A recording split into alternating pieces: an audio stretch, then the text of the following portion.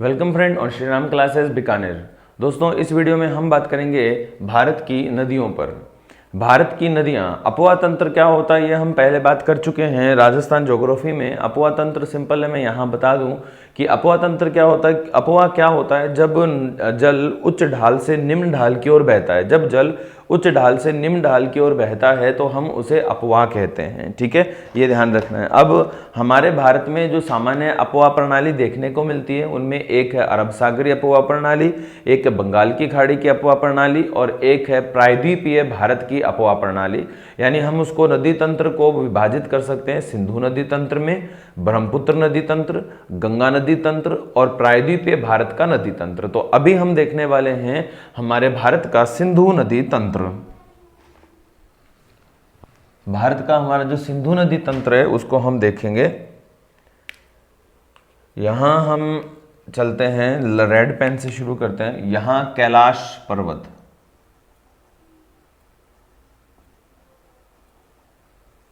कैलाश पर्वत, ठीक है।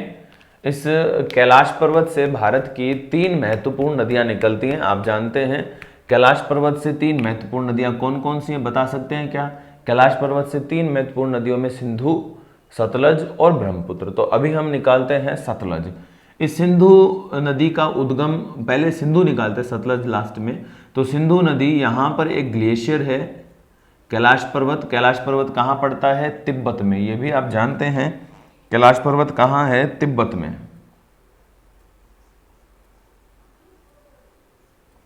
तिब्बत, इस कैलाश पर्वत तिब्बत से नदी निकलती है सिंधु।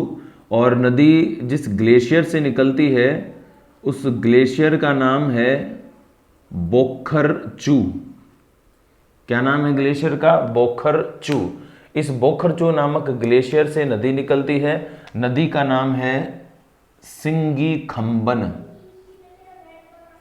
सिंगी सिंगी खंबन, ये इसका नाम है, सिंगी खंबन। सिंगी खंबन का शाब्दिक अर्थ होता है शेर मुख, यानी शेर के मुंह के जैसी ये नदी है, सिंगी खंबन शेर मुख। यहां से ये सिंधु, ये वास्तव में है ना, ध्यान रखना सिंधु। अब ये जो सिंधु नदी है, ये सिंधु नदी आगे बढ़ती है और सिंधु नदी भारत में एंटर करती है लद्दाख से, और हिमालय की पर्वत श्रृंखला लद्दाख और जास्कर, हिमालय की पर्वत श्रृंखला लद्दाख और जास्कर से बहती है, इन दोनों के बीच में बहती है गार्ज बनाते हुए। और भारत का जो लद्दाख क्षेत्र है, लेह जिला है, वहां से बहते हुए ये पीओके में आ जाती है। पीओके में नंगा पर्वत, यहां पे नंगा पर्वत, पीओके में नंगा पर्वत के पीछे से मोड़ बनाती हुई ये एंटर कर जाती है पाकिस्तान में। पाकिस्तान के पंजाब में बहती है, पाकिस्तान के सिंध प्रांत में बहती है और सिंध प्रांत में बहते हुए अंत में ये अरब सागर में विलीन हो जाती है। ठीक है, अरब सागर में कहां पे विलीन होती है? कराची के निकट। अरब सागर में कराची के निकट ये विलीन हो जाती है। ठीक है, ये ध्यान रखना है। ओके, तो ये नदी है हमारी सिंधु नदी। ठीक है, और सिंधु नदी को देख लो एक बार, बोखरचू ग्लेशियर से निकलती है, यहाँ से लद्दाख और जास्कर के मध्य से बहती है, फिर नंगा पर्वत पीओके से बहती है, नंगा पर्वत के पीछे से पाकिस्तान में एंटर करती है। अब सिंधु नदी 2880 किलोमीटर लंबी है और ये भारत की दूसरी सबसे लंबी नदी है। ठीक है, ये ध्यान रखना है। अब सिंधु नदी की कुछ सहायक नदियां हैं जिनमें है श्योक,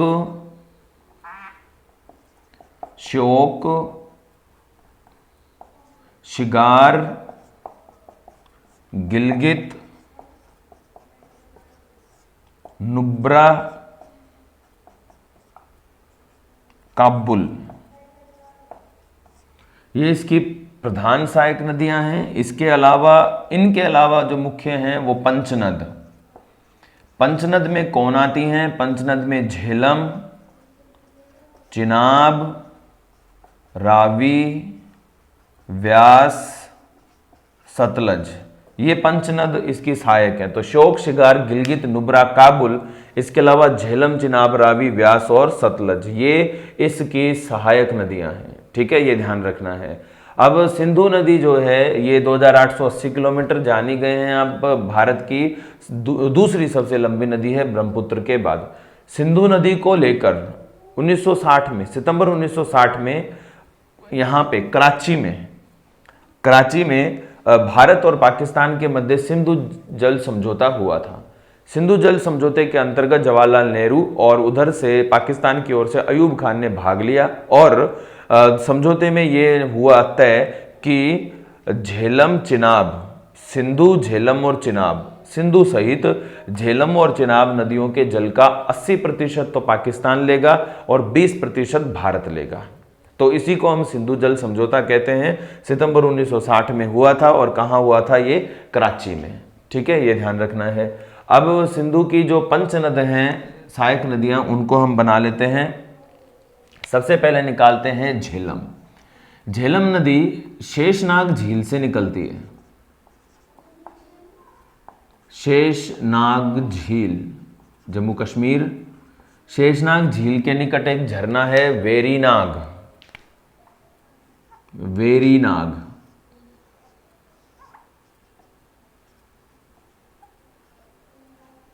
इस वेरीनाग झरने से इस नदी का उद्गम होता है। ठीक है, और यहां से ये नदी आगे बढ़ती है और कश्मीर घाटी में बहती है। कौन सी नदी की बात कर रहे हैं? झेलम। कश्मीर घाटी में बहती है और कश्मीर घाटी में ये बनाती है भारत की मीठे पानी की सबसे बड़ी झील वूलर झील। हम भारत की मुख्य जो झीलें हैं उनकी भी बात करेंगे। तो ये बनाती है भारत की मुख्य झील। झील का नाम सबसे बड़ी है मीठे पानी की, तो झील का नाम है वूलर झील। अब यहाँ से ये आगे बढ़ती है वूलर झील से निकल के और ये चली जाती है पाकिस्तान के पंजाब में। ठीक है, झेलम नदी। झेलम नदी जो है, इस झेलम नदी को हम वितिस्ता भी कहते हैं। वितिस्ता, झेलम क्या कहलाती है? वितिस्ता कहलाती है। कब कहलाती है? ये वैदिक काल में, मतलब अभी नहीं कहते हैं, अभी तो झेलम ही कहते हैं, लेकिन वैदिक काल में ये वितिस्ता भी कहलाती थी। तो झेलम को यहाँ छोड़ दो एक बार, क्योंकि झेलम चिनाब में आकर मिलने वाली है। चिनाब, चिनाब नदी का उद्गम होता है। चिनाब हिमाचल प्रदेश से निकलती है। हिमाचल प्रदेश से, हिमाचल प्रदेश से लाहुल जिले के निकट, लाहुल जिला हिमाचल प्रदेश का, लाहुल जिले से दो जलधाराओं में चंद्रा और भागा, चंद्रा और भागा दो जलधाराओं के रूप में निकलती है। यहां ये मिल जाती है। हादी एक स्थान आता है, हादी। हादी में एक स्थान होता है तांडी। तांडी नामक स्थान पर ये मिल जाती हैं चंद्रा और भागा, और यहाँ से ये नदी आगे बढ़ती है और आपस में चंद्रा और भागा मिलकर चिनाब बनाती हैं। चिनाब को चेनाब भी कहते हैं। वैदिक काल में चेनाब का नाम है अस्किनी। वैदिक काल में चिनाब को क्या कहा जाता है? अस्किनी। अब यहाँ से चिनाब आगे बढ़ती है और हमारे जम्मू कश्मीर में बहते हुए ये पाकिस्तान के पंजाब में आती है और पाकिस्तान के पंजाब में ये साथ लेती है झेलम को। पाकिस्तान के पंजाब में साथ लेती है झेलम नदी को। ठीक है, तो ये हो गई झेलम, ये हो गई चिनाब। झेलम और चिनाब। ठीक है, आगे बात करते हैं। तो आगे हम यहाँ पहुँचते हैं। ये हो गई सिंधु, ये हो गई झेलम, ये हो गई चिनाब। चिनाब के बाद हमें चाहिए रावी। ठीक है, ये ध्यान रखना है। तो रावी जो नदी है, रावी नदी कांगड़ा हिमाचल प्रदेश के निकट से निकलती है।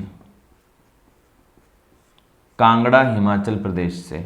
ठीक है, रावी नदी। अब कांगड़ा हिमाचल प्रदेश से ये नदी आती है और नदी हिमाचल प्रदेश से पंजाब में बहती है।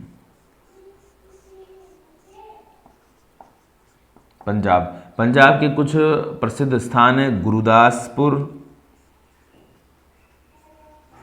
होशियारपुर।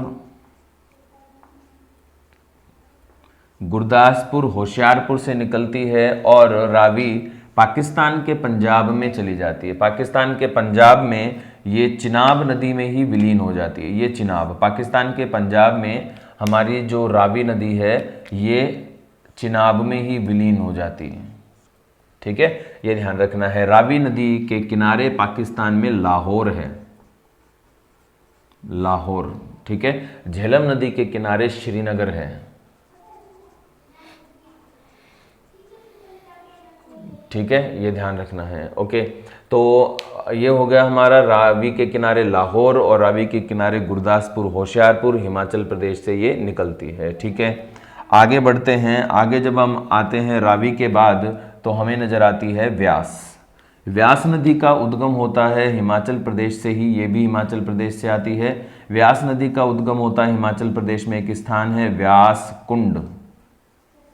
व्यास कुंड हिमाचल प्रदेश से ये नदी निकलती है और पंजाब पहुंचती है, और पंजाब में हरीके नामक स्थान पर, हरीके नामक स्थान पर यह सतलज नदी में मिल जाती है। कौन सी नदी में? सतलज नदी में मिल जाती है। व्यास नदी को वैदिक काल में विपाशा कहते हैं। वैदिक काल में क्या कहते हैं? विपाशा। ठीक है, ये हो गई हमारी व्यास। अब व्यास नदी में मिलने के लिए हम सतलज को निकालते हैं। सतलज नदी, सतलज नदी इसी कैलाश पर्वत से निकलती है। कहाँ से आती है? ये तो बहुत गीला हो गया यार। सतलज नदी कैलाश से ही निकलती है। कैलाश में राक्षस ताल एक झील है, राक्षस ताल। ठीक है, तो राक्षस ताल से इस नदी का उद्गम होता है। कैलाश पर्वत के निकट राक्षस ताल भी कहते हैं या राक्षस ताल भी कहते हैं। तो राक्षस ताल या राक्षस ताल से हमारी नदी निकलती है। कौन सी नदी? सतलज नदी। सतलज नदी हिमाचल प्रदेश में शिपकिला दर्रा बनाते हुए एंटर करती है। शिपकिला दर्रा बनाते हुए एंटर करती है और यहाँ से हिमाचल प्रदेश से आगे आती है और पंजाब, हिमाचल से पंजाब में ये व्यास को साथ लेती है और आगे बढ़ती है और पाकिस्तान में एंटर कर जाती है और पाकिस्तान के सिंध प्रांत में उत शरीफ नामक स्थान पर ये चिनाब में मिल जाती है और चिनाब आगे बढ़ते हुए सिंध प्रांत के मिठानकोट में सिंधु नदी में मिल जाती है। तो इस तरह से ये बनती हैं पंचनद। सिंधु की जो सहायक नदियां हैं वो एक बार फिर से लिख दूं मैं, श्योक, शिगार, गिलगित,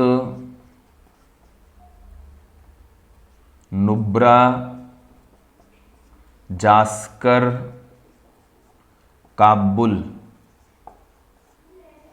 ये और साथ ही में ये पंचनद हैं। ये भी किसकी सहायक हैं? सिंधु की सहायक नदी हैं। सिंधु को लेकर समझौता हुआ सितंबर 1960 में कराची में, और समझौते के अकॉर्डिंग सिंधु और झेलम और चिनाब नदियों का जो 80% जल है वो कौन लेगा? पाकिस्तान लेगा। सिंधु की सबसे लंबी सहायक नदी है चिनाब। चिनाब सिंधु की सबसे लंबी सहायक नदी है। यदि किसी बुक में सतलज दे रखा है तो उसे सतलज मत मानना, क्योंकि सिंधु की सबसे लंबी सहायक नदी चिनाब है, एनसीईआरटी के जो बुक है भारत का भौतिक पर्यावरण उसके अकॉर्डिंग। ठीक है, ध्यान रखना। नदियों की लंबाई आपको याद रखने की आवश्यकता नहीं होती है, क्योंकि नदियों की लंबाई भी अलग अलग रहती है। तो नदियों की लंबाई कभी भी नहीं पूछते। हाँ, ये जरूर पूछेंगे सबसे लंबी, सबसे बड़ी, सिंधु की सबसे लंबी सहायक, इस तरह से। तो सिंधु की सबसे लंबी सहायक नदी है हमारी चिनाब। ठीक है, ये ध्यान में रखना है आपको। ओके, झेलम की एक सहायक नदी आती है। सहायक नदी का नाम है किशनगंगा। किशनगढ़ लिख दिया मैंने, किशनगंगा। ये झेलम की सबसे लंबी झेलम की सहायक नदी है किशनगंगा। ठीक है, अब क्योंकि जो नदियां हैं सिंधु, झेलम और चिनाब, इन नदियों पर समझौता हो रखा है, तो इन नदियों पर जो कुछ नाम परियोजनाएं हैं वे परियोजनाएं भारत और पाकिस्तान के मध्य विवादित रहती हैं। तो झेलम पर जैसे तुलबुल नौ परिवहन योजना और झेलम की सहायक नदी किशनगंगा पर भारत और पाकिस्तान के मध्य विवाद है। चिनाब नदी है, चिनाब पर सलाल व दुल्हस्ती जो परियोजना है वो भी क्या है, इस जो बगलिहार परियोजना है, चिनाब, दुल्हस्ती, बगलिहार, ये सभी की सभी भारत और पाकिस्तान के मध्य विवादित हैं। ठीक है दोस्तों, ये थी हमारी सिंधु नदी तंत्र। अगला जो हमारा नेक्स्ट वीडियो होगा उसमें हम बढ़ेंगे गंगा व ब्रह्मपुत्र नदी तंत्र, क्योंकि एक ही सिस्टम है। और उसके बाद हम बात करेंगे जो हमारी प्रायद्वीपीय भारत की नदियां हैं उनके बारे में। कंटिन्यू साथ रहने के लिए थैंक यू। जय हिंद।